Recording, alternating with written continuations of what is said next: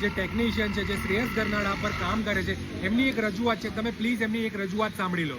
અમે તો નડિયાદની પબ્લિકને બે હાથ જોડીને એટલું જ કહેવા માંગીએ છીએ કે અત્યારે આપણા નડિયાદની અંદર કચરાની વ્યવસ્થા પુષ્કળ પ્રમાણમાં એકદમ સારામાં સારી કરે છે. દર અડધો કલાકમાં ગામમાં ગાડીઓ દરેક એરિયામાં દિવસમાં 2 ટાઈમ આવે છે.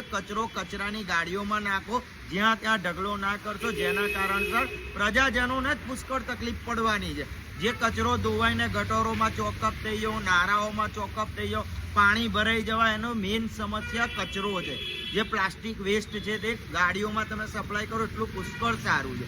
પબ્લિકને બીજી વસ્તુમાં અમારે કહેવાનો મિનિંગ એવો છે કે આપણે બધા જ ગમે તેમ નીકળી જઈશું, પણ એમ્બ્યુલન્સ છે, ફાયર બ્રિગેડ જેવી આવશ્યકની સેવાઓમાં પુષ્કળ પ્રમાણમાં તકલીફ પડે. કોકનો આપણા એક કચરાને લીધે જીવ બચી શકે છે.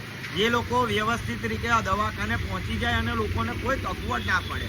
આપણું તો કહેવાનો મિનિંગ એટલો જ છે. અને દરેક છોકરાઓ પણ પોતપોતાની રીતે સહી સલામત હાલતે ઘરે પણ પહોંચી શકે. જો આપણે આટલી જ તકેદારી રાખીએ તો ને આપણું નડિયાદ સ્વચ્છ બનશે તો આપણે સ્વચ્છ બનીશું.